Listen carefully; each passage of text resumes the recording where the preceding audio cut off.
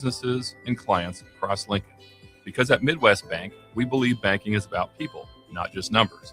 Visit us at midwest.bank or stop by one of our Lincoln locations. Your community, your bank. Midwest Bank. Member FDIC. Hi, this is Doug Keller. When I started my first little body shop in Eustis back in 1979, I never dreamed it would grow to 8 locations and over 100 employees in Nebraska. I knew then, as I know now, that if you treat people right, they will keep coming back and also send their friends, which is why our tagline is, where our customers send their friends. I guess there are many things in life that change, but the golden rule never does. The most recommended Eustis Body Shop. That's who we are. Is your furnace ready for the cold winter? Call the pros at Bryant. No matter what make or model, Bryant will perform a thorough heating check, giving you peace of mind, or steps to ensure a warm home throughout the season. Bryant also offers free second opinion heat exchange checks. Before you spend thousands on a new furnace, let Bryant check it free. Anytime you need furnace service or repair, just call Bryant Air Conditioning, Heating, Electrical, and Plumbing. 467-1111. Bryant, whatever it takes. Don't wait. The clock is ticking at Landmark Implement's annual inventory reduction sale. For a limited time, get special financing as low as 1.9% for 12 months, then 6.2% interest for 48 months on select equipment. No auction, no waiting, just inventory price to move. Once it's gone, it's gone. Visit Landmark Implement or shop online at landmarkimp.com. Then click on the featured used equipment and experience the Landmark difference. Bauer Underground has been serving local contractors and utility contractors all across the state since 1997. When you see the black and white trucks, you know that the best workers in the business have arrived. Bauer is currently looking for equipment operators, laborers, diesel mechanics, and aerial linemen. Join the brotherhood built on hard work, authentic people, and a pedigree of success. They're offering top-notch benefits, a matching 401k, and a $600 per year clothing allowance. Bauer Underground, a family-friendly company with plenty of room for advancement. This is Lincoln's home for sports talk on the FM dial. Also online at theticketfm.com. On the internet. KNTK FM Firth, 93.7 The Ticket. It's been a busy day in sports. A lot has happened while you were up to your eyeballs in work. Catch up on what went down in Nebraska athletics, college sports, and your favorite pro sports leagues. This is Late Night in Lincoln live on 93.7 The Ticket. Sponsored by Canopy Street Market. Here are your hosts, Harrison Arends and Derek Pearson. Well, welcome into Late Night in Lincoln. I'm joined by Harrison Arends today on this cold, lovely Tuesday night. It's better. I nearly just said Wednesday night. My calendar is thrown off. Every day kind of looks together. Yeah, you're. I get that exact. It's been an interesting day. I got here to start the day, and Bill Bush. I got here at like 8:30, 8 o'clock, and Bill Bush comes in. He was like, "Cause do you know the joke he has with me?" So the first time he saw me, he called me Jimmy Chitwood. Oh, that's right. You told me that. He told me, and he's like Chitwood. He's like, "What are you doing here?" And I was like, I'm like half awake coming in here. I'm like, I'm filling in. That's the early break thing. They always give the new guys nicknames. And then Connor's here. Connor's the intern for early break. They're like, "Oh, have you met Connor?" I'm like, "Yes." You say this every single time we are together. And then Sip's like, "Yeah, that might be a running gag now going forward." So every time me and Connor, it's like, "Oh, have you met Connor?" I'm like, "Yeah, I met Connor." It's just a running gag now. I think that's what they're interesting. They called me Tom Petty. Was there?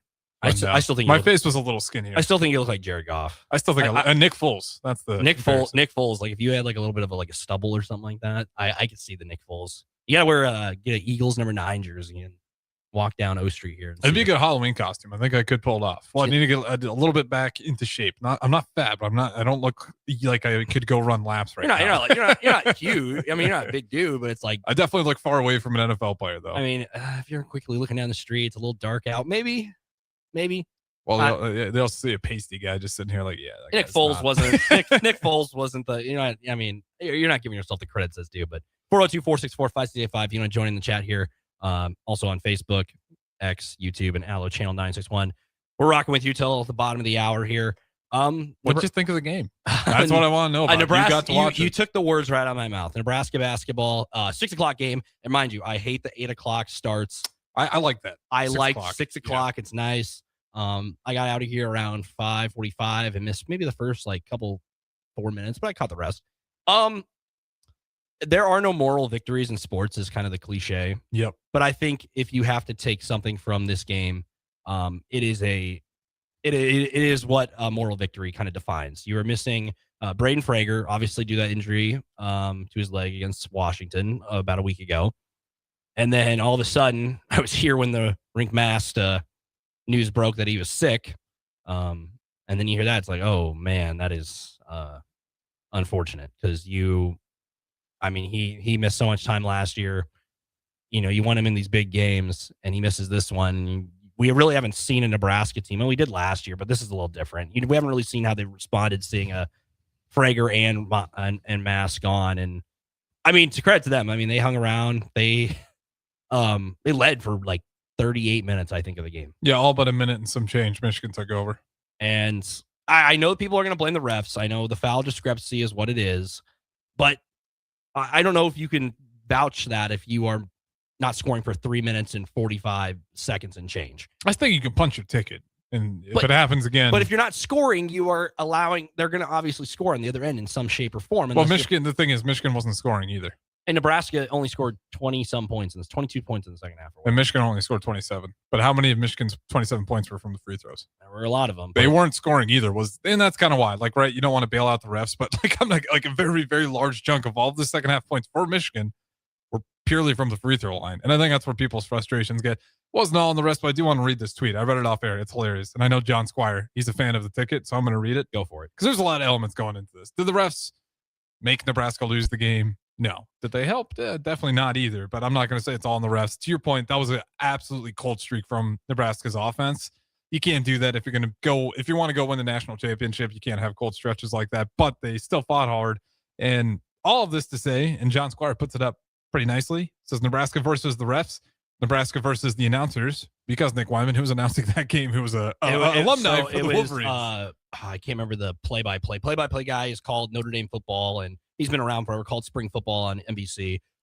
If you can end the chat, if you know exactly what it is. But the color commentator is Nick Stauskas, who is a longtime Michigan Wolverine player. I mean, he's a legend there. I mean, he was on a couple of those really good teams, doing some really big 3-point shots while he was with the Michigan basketball program. So that's a very interesting choice. Heavy Michigan coverage on the commentary, to say the very least. Then it goes on Nebraska versus Peacock, because what happened with Peacock, they mislabeled Frager and Rink Mast. If you didn't watch the game, they so obviously Rink Mast and Braden Frager. Well, Braden Frager, they should have known. You know, that's an easy one. He's missing. We know he's out. Yeah, we have time to prep. We know.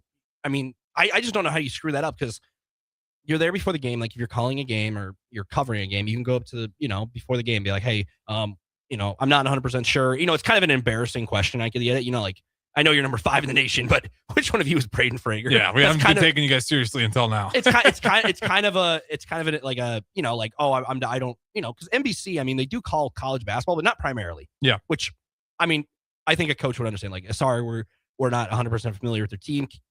Which one is Braden Frager, so we know when we flash this graphic? I mean, I don't have Google. I don't know how to Google a player. I mean, that's what I mean. That's what I mean. I don't know how it's a mistake like that. And then Rink Mast is if you put like 10 guys in a row and said, which one is Rink Mast? I mean, he's a pretty tall dude, pretty big dude. Which guy do you think has the name Rink Mast? That sounds like a European guy. If you line me up the Nebraska basketball team, like the core guys, I'd be like, maybe that the short Lincoln guy might be named Rink Mast. I mean, he's not. I mean, yeah, that looks like Hoiberg. The guy, is that Rink Mast? Exactly. Like if you lined all the team up, I'd be like, okay, I can probably pick a handful which one's Rink Mast.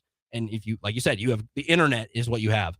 They showed the wrong players of who Rink Mast and Braden Frager were, while they showed the graphics of how many points per game and why they're out and everything, which is, I don't know how you, I mean, if it's a lower level game, like, sure, I get it. Maybe you weren't prepped for time or something, but this was a number 3 versus number 5. Yeah, top 5 matchup. Probably arguably one of the best games. I mean, the slate this week in college basketball stacked, but how do you misidentify 2 of Nebraska's top 4 scorers entering this game? I mean, this is the Big Ten game of the week. Yeah, I mean, Michigan's playing Michigan State. That's probably number 2, I'd say, on Friday. I'd say, but this one, for clear reasons, you got 2 of the top 5s, 1 undefeated. You messed that up. So you got the refs against us, the announcers against us, Peacock is officially against us, illnesses obviously against us, injury Sam Hoiberg, the shoulder, he talked a little bit in the press conference. The crowd, Michigan, and you only lose by 2 points or 3 points. Not bad. Again, it's not you don't want to do the moral victories, but you can say that Nebraska looks like a top 5 team. There's nothing about that performance that looked fraudulent. I mean, yeah, if you hang with Michigan, which everybody's talked about all day, that Michigan, they have the 40-point win over Gonzaga. They have beaten some really good teams. They've handled business. Obviously, they slip up against Wisconsin, and Wisconsin had 15 threes that night. And I was like, all right, Nebraska's going to have to replicate that performance to come away with a win. At the time, I thought Rink Mass was going to play, and I was like, okay, I feel pretty confident. And they hung around even without him, which is, if you could take anything from it, I mean, they can play without 2 of, their top guys. First half, Nebraska made 10 threes. I mean, Jamarcus Lawrence, man, this guy. Sanford Lawrence was really nuclear. I mean, Lawrence scored like 16 of the first 31. He was just, I was like, man, if you don't know how to hit in his face, shoot the ball. Okay, we were doing Takedown Tuesdays, and I got out of the first segment, and I come out there like, how's the game going, Austin? I'm like, oh, Lawrence has 16 points, and the Huskers already have 40. And the thing's obviously slowed down. The first half, both teams combined to shoot 62% from the floor. Yeah. If you combine them, that is nuts. And I was like, man, if they keep this up, this could be like a crazy, like NBA score. Like, I know the NBA gets to like 120 and 130 nowadays, but get to like 100 in college basketball is tough to do, especially in a tight game like this. But then the second half was just a completely different game where both teams couldn't shoot it. It was, I think going one down, got free throws though. Going down the stretch, both teams only had a couple, good. I mean, Nebraska did have some good looks down the stretch. I will say that. Sanford, Lawrence, they both had good, clean looks at it. Lawrence kind of fumbled the one, which was brutal. I think if you would have, when he was kind of toward the left side of the top of the key, he was right at the top of the key, maybe a little bit to the left. He was a little bit to the left, but yeah, yes. he just fumbled a little bit, and it felt like I wonder if he caught that one cleanly. He felt maybe a little bit rushed, and then he had the second attempt that they called timeout, so it didn't matter, and then. Final shot. The final shot you just had to throw. I mean, you're in a weird situation on the court. You just got to throw it up there and hope something goes because, basketball, something you just chuck something up and it might fall. And it hit the rim and it just didn't rattle home. And Nebraska suffers their first loss. I would say I'm just glad on the post game. I catch a little bit of it. Were the responses from the viewers pretty positive? Because it's like positive and spiteful versus the officiating crew. Okay, I mean, that was by and large the talking point for most people. Was the officiating. I would say I'm glad people aren't just like, oh, look, they're not, they are who we thought they were. No, they were down 2 of their top players who have been huge for the program this year. And you just kind of wipe the slate clean. I think you learn from a loss too. I'm a believer of you learn more from a loss than a win.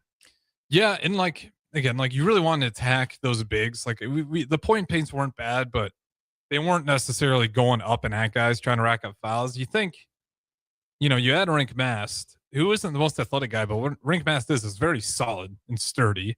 He's not easy to shove around down there. And then having Frager would have been nice in that game because Frager, you can make the argument like one of our best downhill scorers. Like he's really good around getting his body. He's athletic, so he can soar up there. We've seen a few posters from him, but he's also really crafty around the rim. And ironically, it was like kind of Cale Jacobson of all guys was the best one at going to the cup and having some really nice finishes. But again, they're kind of like leaning away from the defense because, Michigan, they're a top 10 team when it comes to blocks. You know what you're getting into. And with all that being said, I think you certainly saw spots where you missed those 2 guys.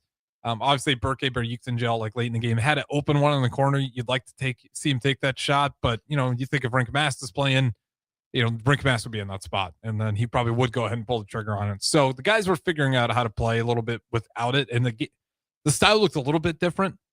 At times, they looked scared to kind of go at those bigs and drive at him. But again, you feel pretty damn good about the results. You think you get Frager and Rink Mast.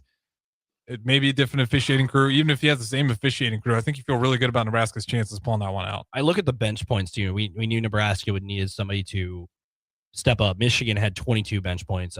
Trey McKinney had 11 of those 22. Nebraska's bench, Jared Garcia, 10 minutes, 0 points, 0 shot attempts. Leo Curtis, though, hey. He played good. I mean, yeah. He was not scared of the moment. I was impressed with that because it's like if you can take the small little details out of it. And for him, freshman from Iceland, he hasn't really played outside in Big Ten play.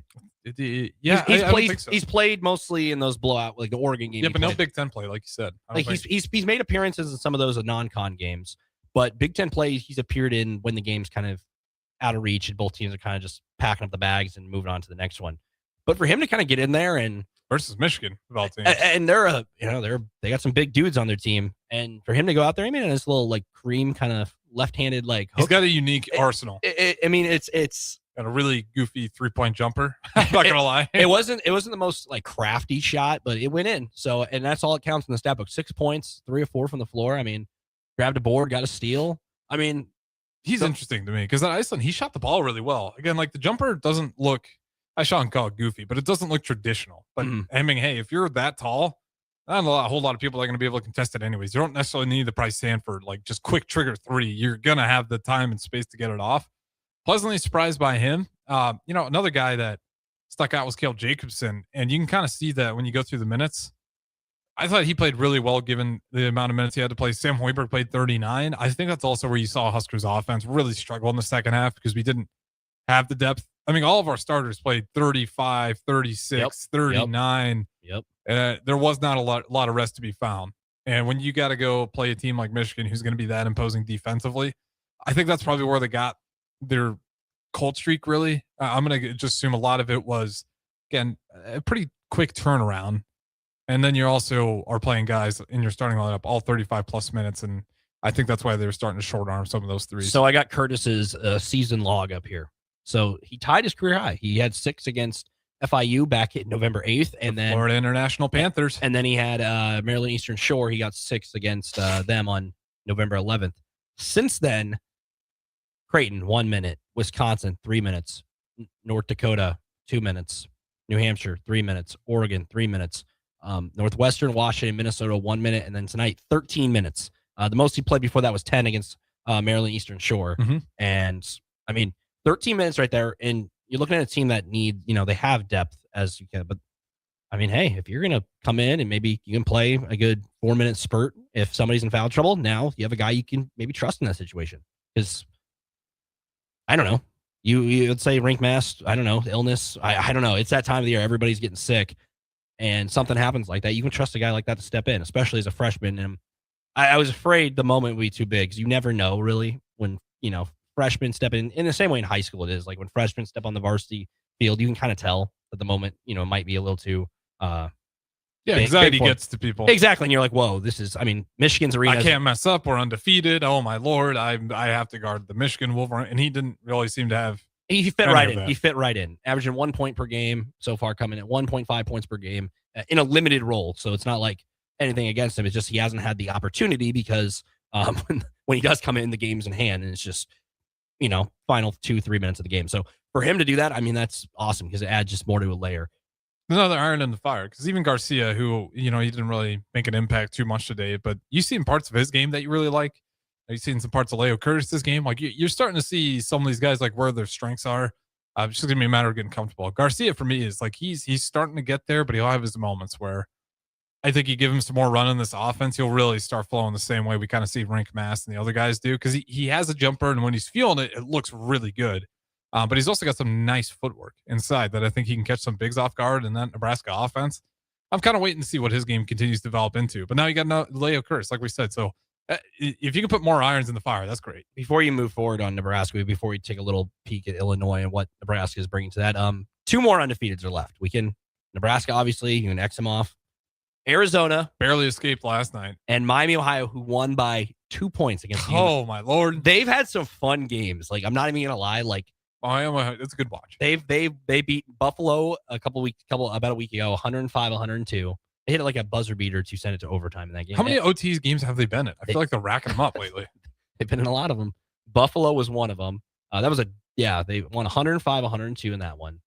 I mean, you scored 100 points. And then Kent State was also an overtime game, 107, 100, 101. So they had 2 in a row.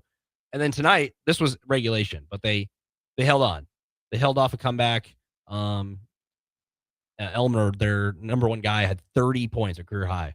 Let's scoff at and they're not playing a lot of defense, but they're scoring a hell of a lot on offense. I mean, March Madness, they come around like they're going to be. They'll be hot. Like that's a team that can get dangerous and just start lighting you up. They do score around 80 points. Like that's their money. I mean, before they've played like Trinity at University in Illinois and beat them 129-49 in one of the first games of the year. But they 82-71, 79-69, 90-87. 135-81 against Milligan. They're playing, this to their credit that they're a MAC conference school. So those first couple games, you're playing whoever. Well, and when they get rolling too, they're kind of a track team. Yeah, they do. I mean, they'll start pouring it on you. 87 against Toledo, 93 against Bowling Green, 86 against Ball State. I mean, these are all conference teams. This is a conference where like usually they only get one bid. Yeah. And for them to just keep winning, I mean, it's cool. Like, who would have thought? Miami, Ohio, and they're legit. They're ranked finally. I've been pushing for them to be ranked for a couple of weeks. It's like you're undefeated. Conference play has started. You might as well give you the 25 spot and see what you can do with it. Well, especially when you start winning that many games, like it's at the Division I level of basketball. It's hard to do. Yeah, like even some of these lesser teams, if you want to say they're not in the power, like if you play enough games, someone's going to get hot against you eventually. These are all like athletes. Yeah, they have Northern Illinois on I think that's a Saturday. They play them next, and they have not played them this year. So that's their next game. Nebraska. Before we wrap up this segment. Mm-hmm. Big one again, Illinois. They're going to be out for revenge. The Illini Saturday. It's Sunday. So Sunday afternoon game, 3 p.m. Yeah, exactly. It's another weird start time. Like I like my weekend games early. I like my weekend games later because I'm working early. I like them early. I like the 11 a.m. games because most of the time when the NFL's wrapped up in football, they get the CBS. Usually get CBS at like 11 a.m. or something like that. Illinois is going to be.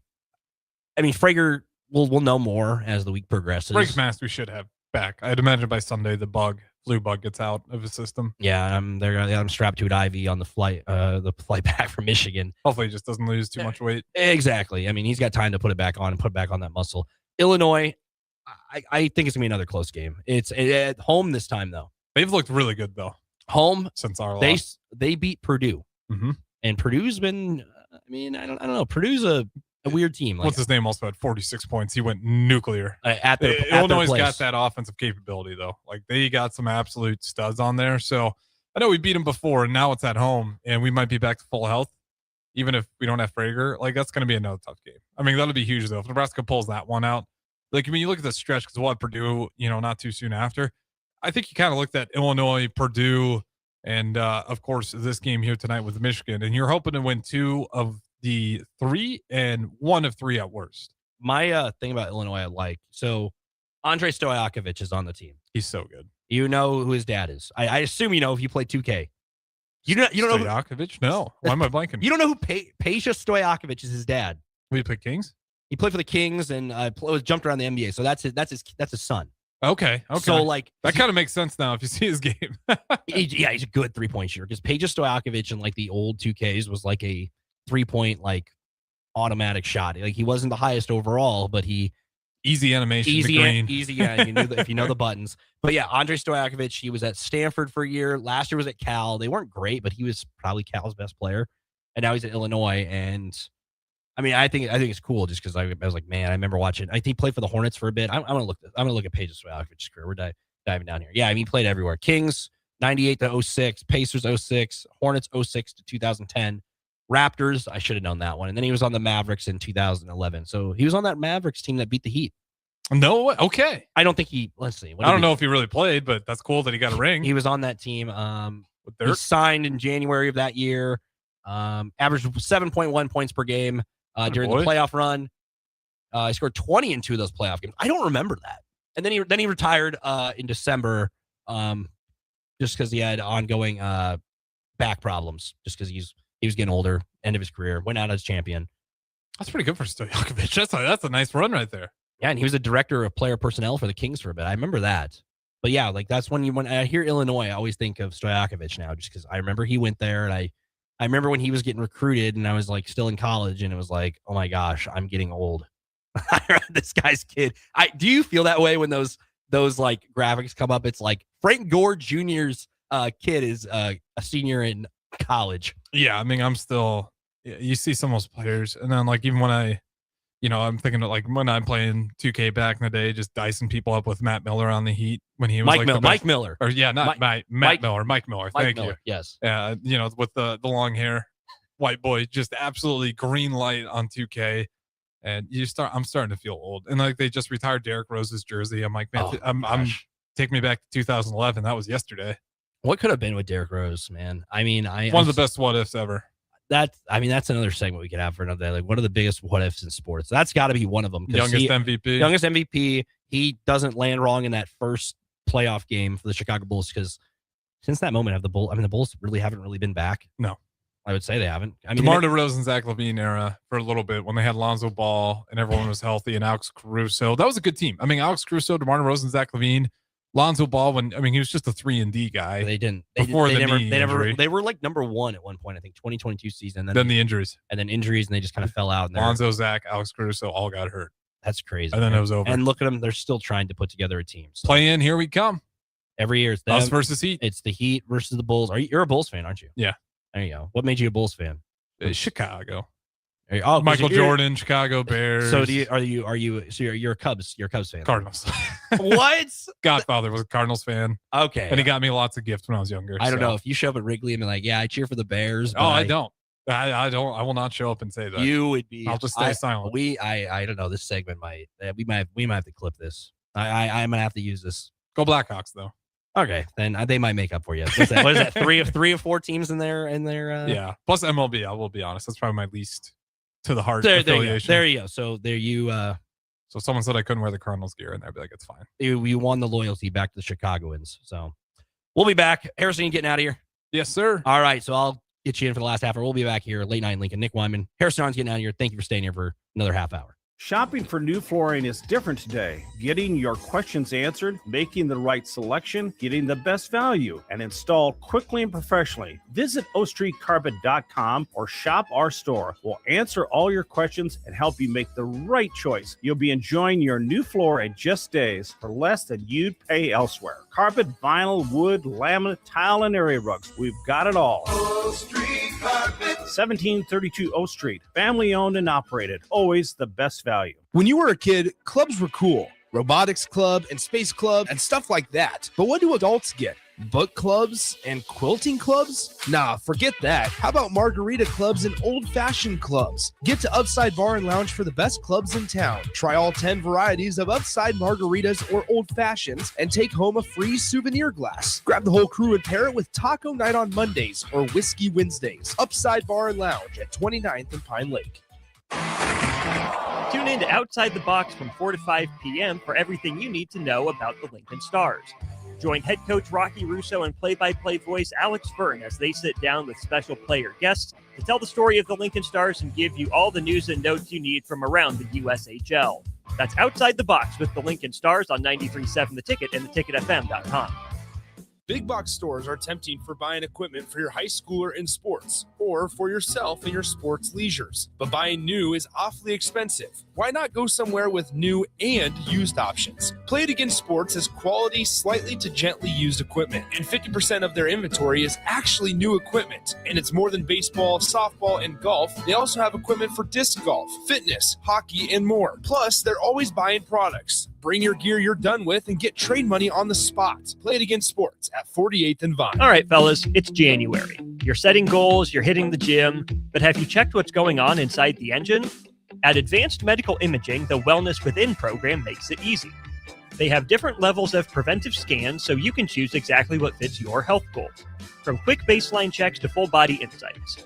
It's simple, it's smart, and it's all about keeping you in top form before problems ever sneak up. And the best part, you don't need a doctor's order. Just call AMI to schedule and make this the year you put your health on the schedule. This is Bill Mitchner, Executive Director of Lincoln Lighthouse. Did you know Lighthouse provides multiple programs for students such as one-on-one tutoring and mentoring, as well as pro-social skill exercises, while providing them a nourishing meal and a safe space during all months of the year, even during school breaks? Learn more or contribute to Lighthouse at lincolnlighthouse.org today.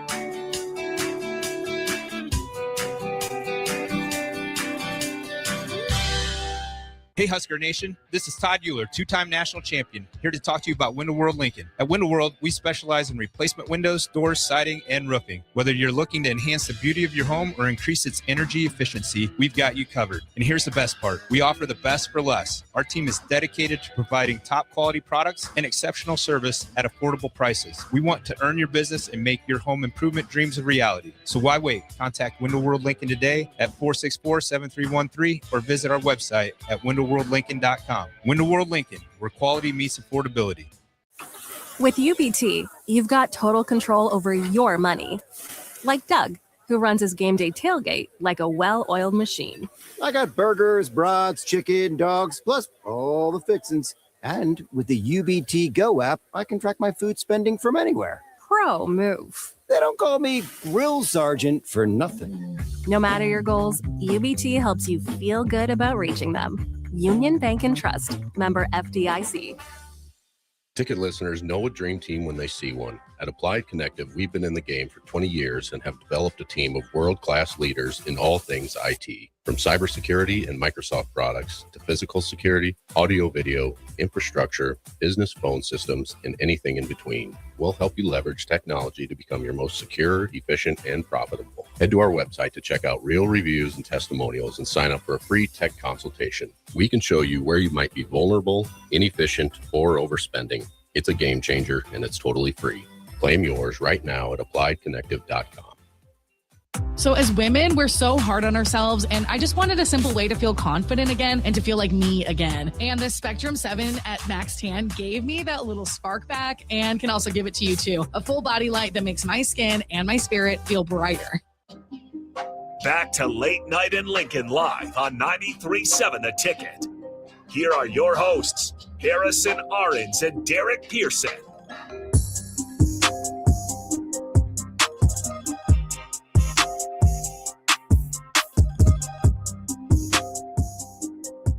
Welcome back to Late Night in Lincoln. Nick Whyman here. Thank you, Harrison, for stepping in for another half hour. Harrison, always the man around here, as you would know. Harrison Arns stepping in. Get his name off here for you. So there it is, just like that. Press of a button. Nick Whyman here, Late Night in Lincoln, rocking with you for another half hour before we send you into your Wednesday. 402-464-5685. Starter Heyman Jewelers text line. You can also be watching on Facebook, X, YouTube, or Allo channel 961. Chime in. It's just me here for the next 30-ish minutes with you before we send it into your Wednesday. We just got done talking about Nebraska basketball and their first loss of the season, ending their long winning streak that dated back to over last season when the college basketball crown. 20-0, 9-0 in conference play, suffer their first loss in a 75-72 loss on the road to the Michigan Wolverines up in Ann Arbor.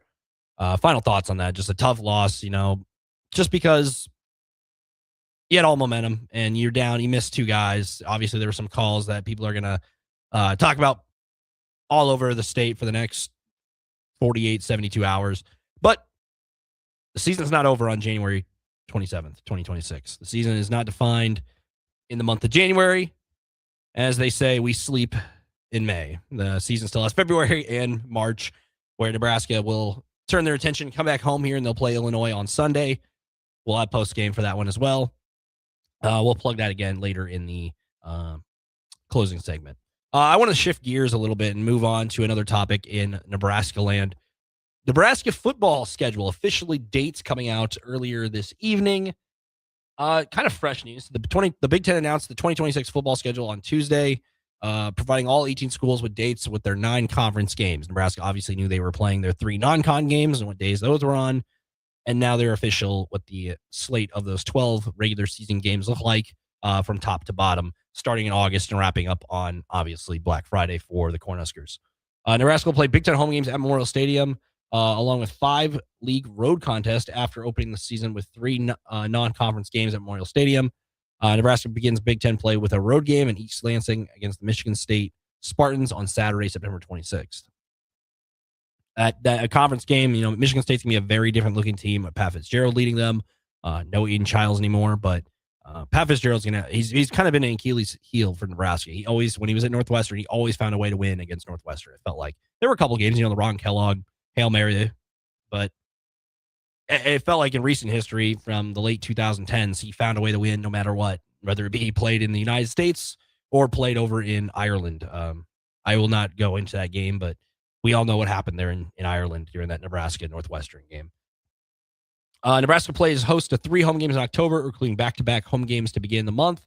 Huskers will take on Maryland on October 3rd, then welcome defending national champion Indiana to Memorial Stadium on October 10th. That rules. You get to play Kurt Signetti off a national championship, gets to make the trip down to Lincoln, Nebraska, and play the Nebraska Cornhuskers October 10th. That's exciting. Nebraska 2 years ago went up to Indiana and they suffered a loss when Curtis Rorick and company were there. Curtis Netti's first year there. And at the time, we didn't really know what Indiana was going to be. They're now going to have Josh Hoover and Nick Marsh at wide receiver. They're going to have a very fun team. I don't think the championship this year was a fluke or just a one-year wonder because they had older talent. I think Kirk Cincinnati knows what he's doing up there, and they're going to be a very competitive bunch come 2026. Nebraska then travels right after that game.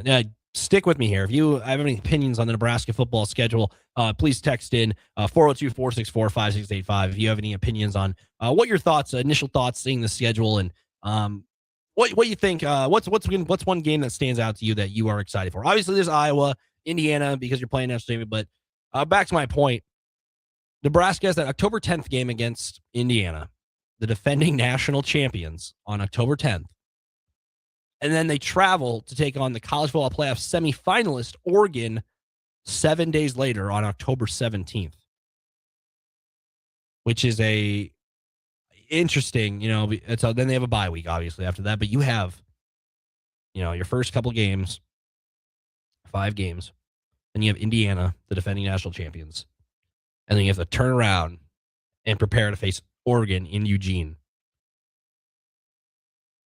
And then you have the bye week. So those are 2 tough games. So the Big Ten gave Nebraska a little bit of, hey, you got these 2 games. We're going to give you a little pat on the back. You get a bye week after you play Indiana and Oregon. Because I'm assuming, we can all assume the schedule right now, you cannot predict wins and losses as of right now because the roster is still being set. You don't know what each team has. College football is changing. Transfer portal obviously is closed, but we don't know. Dante Moore's obviously going to be the quarterback. Sounds like Josh Hoover.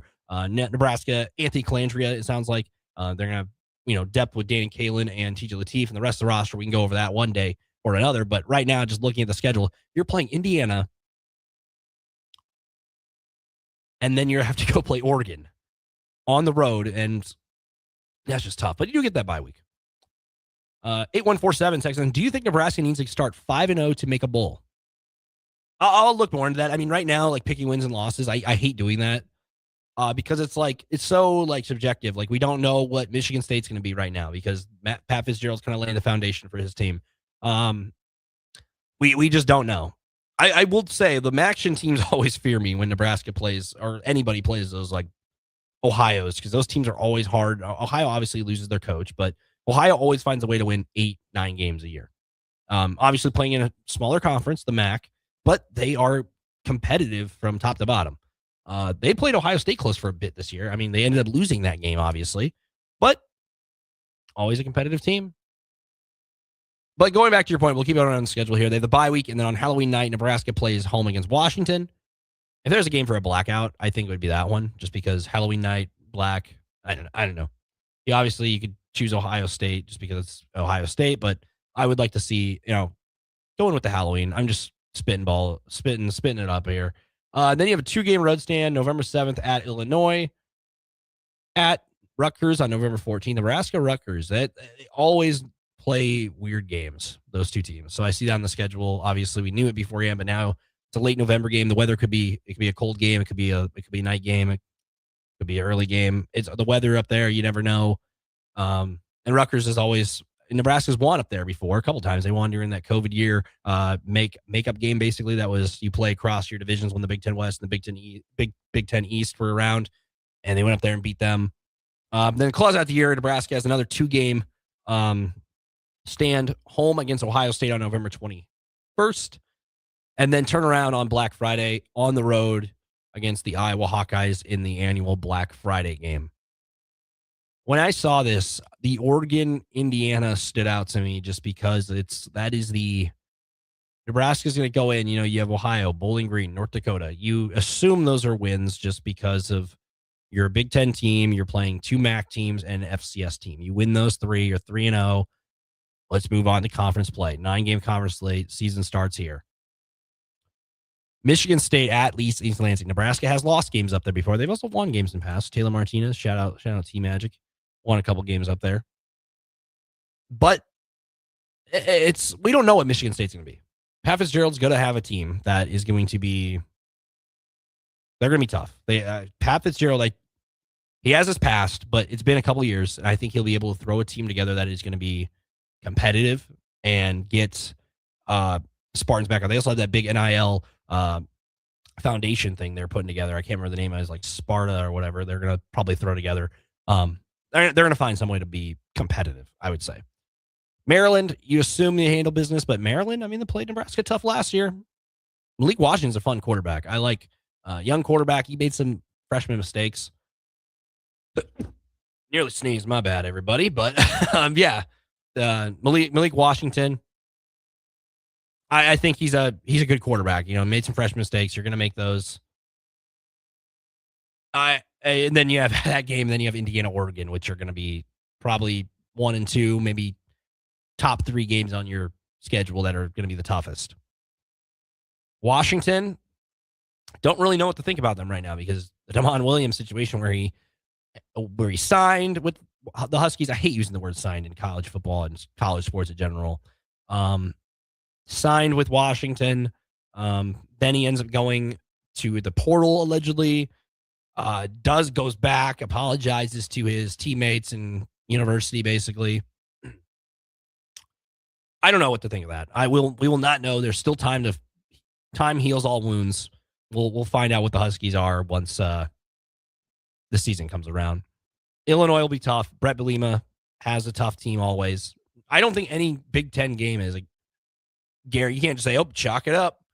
Any conference game in any sport is tough. That's one of them.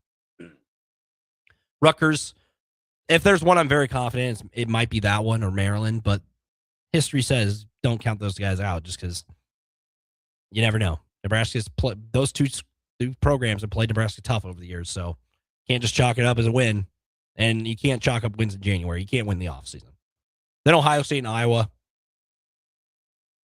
You know what Ohio State's going to be coming back, revenge after they lost to Miami in the playoff, and Iowa is always going to be they stopped Nebraska last Black Friday in their home stadium. It was ugly. So that is the schedule for 2026. The Indiana-Oregon game is what I take away from this, just because you have back-to-back weeks. They could have given a bye in between, maybe. I don't know. That's just how the schedule falls. That's a very fun game just because you get the opportunity. Like, you'd like to play a harder schedule. You like to play the harder teams just to, you'd like to see Nebraska pick up big wins. It's been a while since they've beaten a ranked opponent, and you want to knock that off your shoulder. You're going to have plenty of opportunities to do that, I would assume. Because you got Indiana, Oregon. You assume Iowa would be pretty darn close to the top 25. And then you have Ohio State, who's going to be a top 5 team, top 10 team. History says. But Nebraska will open the season with non-conference play. September 5th, game 1 against the Ohio Bobcats. Then they go to play Bowling Green at home on September 12th. And then the FCS opponent, North Dakota, comes to town on September 19th. I think you handle those 3. Hopefully no injuries happen. And then you go 3-0 going into Big Ten play. I think that's the motto. Because no season's defined in September. We've learned that from past years in college football. Notre Dame lost to, even look at this. So Notre Dame lost to Northern Illinois a couple of years ago, like early in the season. And everyone's like, oh, Notre Dame, they're done. They're done. Notre Dame ended up making it to the freaking playoff. I think no game's a gimme in college football. You have to come to play. Obviously, your FCS games are a little different because there's been times FCS teams have knocked off or been pretty close to knocking off some Power 5, Power 4 schools. So that's the Nebraska schedule. You'll hear a lot more about it, I would assume, tomorrow. This news dropped during the basketball game. So what a time to drop a schedule just during Nebraska's top 5 ranked matchup in basketball to drop a football schedule basically an hour before that happens. But, yep, that'll be a talking point, I would assume, for a lot. Other than that, we have a couple more points to get to. I talked a little bit too long about this schedule that I never got into my other topics, but we'll do that over the next break. I mean, we got a couple more. I was going to talk about Bill Belichick. Obviously, Bill Belichick, North Carolina coach right now. We can talk about him not being a first ballot Hall of Famer. A little teaser. Interesting. That Nebraska women playing tomorrow night. That'll be a back at home after a win over Illinois, playing Northwestern. We'll talk a little bit about that.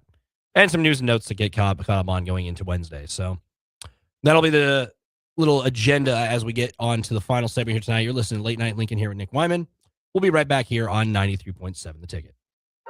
Tune in to 93.7 The Ticket immediately after every Nebraska men's basketball game for 1 hour of post-game recap. The Nebraska Basketball Postgame Show is sponsored by Union Bank and Trust, John Henry's Plumbing, Heating, Air, and Electrical, and the Lincoln Airport on 93.7 The Ticket and theticketfm.com. Tune in to Outside the Box from 4 to 5 p.m. for everything you need to know about the Lincoln Stars. Join head coach Rocky Russo and play-by-play voice Alex Fern as they sit down with special player guests to tell the story of the Lincoln Stars and give you all the news and notes you need from around the USHL. That's Outside the Box with the Lincoln Stars on 93.7 The Ticket and theticketfm.com. Jack Russell of Farm Bureau Financial Services is here to help you protect things that are most important to you. Whether it's your home, your family, or your future, Jack Russell has the proven experience to get the job done while developing authentic relationships with you. Give Jack a call today at 402-421-9100. Again, that's 402-421-9100. Or visit one of his 2 locations in Lincoln or Seward and learn how you can excel in the complicated world of insurance. Jack Russell of Farm Bureau Financial Services, a trusted and well-respected representative since 1999. Big box stores are tempting for buying equipment for your high schooler in sports or for yourself in your sports leisures. But buying new is awfully expensive. Why not go somewhere with new and used options? Play It Again Sports is quality, slightly to gently used equipment, and 50% of their inventory is actually new equipment. And it's more than baseball, softball, and golf. They also have equipment for disc golf, fitness, hockey, and more. Plus, they're always buying products. Bring your gear you're done with and get trade money on the spot. Play It Again Sports at 48th and Vine. Golfing in 72 degrees and perfect conditions in Nebraska doesn't seem possible in the winter, but it is. Double Eagle Golf is your escape from the bone-chilling cold outside and a reason to keep the clubs out year-round. Book a bay with some friends for a weekend or come by for golf and happy hour on a weekday. Spring leagues begin in February. Get signed up today. That's all at Double Eagle Golf inside the Kinetic Sports Complex on West O Street, online at doubleeagle.golf. Have you heard about Advanced Medical Imaging Surgery Center? Located at 7555 Pioneers Boulevard, Advanced Medical Imaging Surgery Center offers compassionate, patient-focused care and provides outpatient surgery services, making it possible to have non-emergency surgery and return home the same day. Advanced Medical Imaging Surgery Center specializes in cardiology, vascular radiology, orthopedics, pain management, and much, much more. Give them a call today at 402-261-1085 or online at amimaging.com. Start your Sundays off right with Jeff and Nicole Essink on Fitness Fanatics. Jeff and Nicole discuss health and wellness, how to achieve fitness goals, and more through the life of gym owners and gym goers. It's Fitness Fanatics from 9 to 11 a.m. on Sundays on 93.7 The Ticket and theticketfm.com. At Jimmy John's, we don't make sandwiches. We make the sandwich of sandwiches. We use fresh veggies because we don't hate salads. We just feel bad for them. We make our sandwiches exactly how you want because you're the one who's eating it. And we bake bread all day, every day because stale bread isn't bread. It's croutons. Sandwich history is written by the victors. Good thing we have legible handwriting. Jimmy John's, the sandwich of sandwiches. Order pickup or delivery on the app. Eustis Body Shop started as a single shop in Eustis in 1979. Since then, we've been getting Nebraskans back on the road. We treat our customers right and have never forgotten our roots, even as we've grown to 8 locations across the state. That's why Eustis Body Shop works hard to ensure our customer safety and offers free loaner cars to keep you moving. Eustis Body Shop, where our customers send their friends. The most recommended Eustis Body Shop. That's who we are. Winter is upon us. Is your home prepared? If your furnace isn't keeping up or you've thought about replacing it, John Henry's has a new year, new unit special. When you purchase a select heating and cooling system from John Henry's, we will give you the furnace for free. There are also equipment and LES rebates up to an additional $850. This offer expires February 28th, so don't miss out. Find out more at jhlincoln.com or give John Henry's a call or text today. 435-5555. Back to Late Night in Lincoln live on 93.7 The Ticket. Here are your hosts, Harrison Arons and Derek Pearson.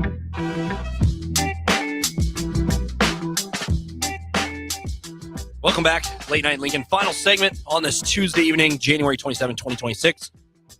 Talked a little bit about the Husker Hoops and their first loss of the season. chatted a little about Nebraska's football schedule for 2026, officially released with the Big Ten schedule dropping this afternoon. Let's talk about some NFL. NFL Hall of Fame voting coming out today. Bill Belichick. You have your opinion about what his social life is like right now and what he's doing at North Carolina and obviously how that went. Former Patriots coach Bill Belichick will not be a first ballot Hall of Famer after he fell short of the 40 out of 50 votes needed for induction into the Pro Football Hall of Fame. This was Bill Belichick's first year of eligibility since he has not coached in the NFL since 2023 as he wrapped up his time with the Patriots. My first reaction to this is shocking. Bill Belichick, regardless of how you think about him, he has the Deflategate and Spygate attached to his name and goes to North Carolina and has his social life, whatever he's doing with his girlfriend or whatever you want to talk about. But the guy won. He won 8 total Super Bowls in his time, 2 as an assistant, 6 as a head coach with New England. His 12 Super Bowl appearances are the most in NFL record as a coach. He's second all time in among NFL coaches with 333 career wins, trailing only Don Shula with 347. Regardless of how you think of the guy, Bill Belichick is just historically part of the NFL. Will he get in the Hall of Fame? I believe so. It was his first time on the ballot. He just didn't. It wasn't his first time. His first time on the ballot. It wasn't a first ballot Hall of Famer because he fell short of 40 out of the 50 votes needed. I don't know how that's possible, being this guy has been to the most Super Bowls. He's won so many. He's his second career wins. He's up there with the greats in coaching in professional football, regardless of how you feel about him. And it's his first year eligibility. Will he get in? Yes. I just think it's crazy he's not a first ballot Hall of Famer due to, I don't know. That'll be a topic that a lot of people talk about. Midweek is coming up. It'll be a topic that is discussed across the sports world because he's 2 decades of dominance in that division. New England. Oh, I can't type and talk, I guess. But New England, he's a part of New England's franchise, essentially. Everything he's done was because of him and what he had around him. Shifting gears, Nebraska. Nebraska wins basketball Wednesday, playing the Wildcats of Northwestern tomorrow at 7 o'clock down at Pinnacle Bank Arena. Nebraska coming off a win over Illinois. 15-5 on the season, 4-5 in Big Ten play. The Wildcats coming in 8-12, 2-7 in Big Ten play. So the Wildcats they're a little streaky right now. 8-12, only won 8 of their 20 games so far. Not too hot in Big Ten play. Nebraska trying to get back in the winning ways. Tough games with UCLA, obviously. Wisconsin loss stung a bit. They've had a lot of those that come down to the. And 8147 says, I buy the theory that NFL people are still mad that Bill banned Patriot scouts from North Carolina. I just think it's crazy that he's still, talking about this, I think it's crazy that he's still, he's a first ballot Hall of Famer, in my opinion. But Nebraska, they play tomorrow night, 7 o'clock tip at home. The Bill Belichick thing, you guys are getting me caught up in that. I just think that's crazy. Tomorrow, another stack day here on the ticket. Friday night, we have wrestling post-match coverage for Nebraska. That'll be coming up on Friday evening. Sunday this week, because Nebraska playing Illinois on Sunday, will be the Nebraska Hoops post-game show with the Huskers in Illinois game right after the final score of that game. It should be a fun week. It's only Tuesday. This week is flying by. A lot of fun stuff has happened. That's just how we roll around here. So Nebraska, in final thoughts here, Nebraska losers to Michigan. There are no moral victories, but hey, you lost by 3 to a really good team. Wipe the slate clean. Move on. You're coming back home to PBA. Whiteout, it sounds like. Interesting. Get back in the win column. Start another streak. Why not? 20-1. Nebraska's never been here before. Start another win streak. Everybody, have a great Tuesday night. I'll see you guys tomorrow.